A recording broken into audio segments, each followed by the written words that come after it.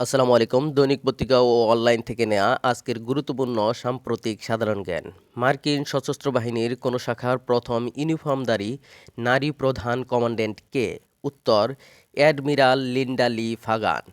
ইতালির রোম থেকে ছেড়ে আসা বিজি-৩৫৬ ফ্লাইটে কোন বিমান সংস্থার বিরুদ্ধে বোমা হামলার হুমকি দেওয়া হয়েছিল? উত্তর, বিমান বাংলাদেশ এয়ারলাইন্স। মার্কিন সংবিধানের কোন সংশোধনী জন্মসূত্রে নাগরিকত্ব নিশ্চিত করে? উত্তর, ১৪তম সংশোধনী। খো খো বিশ্বকাপ কোন দেশে অনুষ্ঠিত হয়? উত্তর, ভারত। ২০২৫ সালে দুবাইয়ে ওয়ার্ল্ড গভর্নমেন্ট সামিটে অংশগ্রহণের জন্য কোন বাংলাদেশি ব্যক্তিত্ব আমন্ত্রিত হয়েছেন? উত্তর, ডক্টর মোহাম্মদ ইউনূস। চীনের প্রেসিডেন্ট শি জিনপিং ২০১৬ সালে বাংলাদেশকে কোন সম্পর্কের পর্যায়ে উন্নীত করেছিলেন? উত্তর, কৌশলগত অংশীদারিত্ব। রংপুর জেলার কোন দুটি গ্রামকে মডেল গ্রাম হিসেবে গড়ে তুলতে উদ্যোগ নিয়েছে কোন সংস্থা? উত্তর, স্ট্যান্ডার্ড চার্টার্ড ব্যাংক ও এসএএফ। যুক্তরাষ্ট্রের কোন প্রেসিডেন্ট চীনা পণ্যের উপর 10% শুল্ক আরোপের পরিকল্পনা করেছেন? উত্তর, ডোনাল্ড ট্রাম্প। মার্কিন প্রেসিডেন্ট ডোনাল্ড ট্রাম্পের নির্বাহী আদেশে জন্মসূত্রে নাগরিকত্ব বাতিলের সিদ্ধান্ত কতটি রাজ্য ও শহর চ্যালেঞ্জ করেছে? 22টি রাজ্য ও 2টি শহর। উত্তর, 22টি রাজ্য ও 2টি শহর।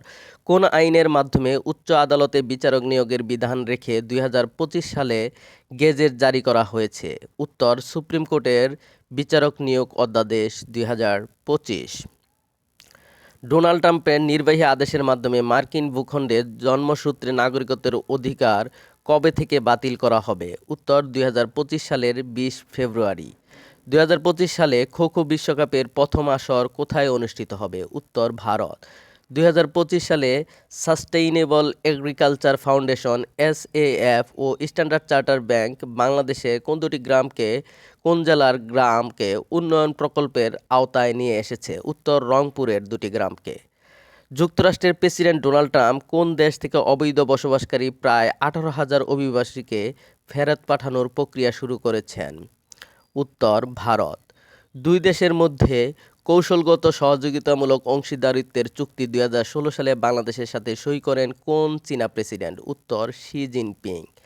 চীনের প্রেসিডেন্ট শি জিনপিং ২০২৫ সালের জানুয়ারিতে বাংলাদেশে আবার আসার পর কোন বিষয়ের উপর আলোচনা করতে চীনের পররাষ্ট্রমন্ত্রী এবং আন্তর্জাতিক উন্নয়ন সহযোগিতা সংস্থার কর্মকর্তাদের সাথে বৈঠক করেন? উত্তর, সমন্বিত কৌশলগত সহযোগিতা।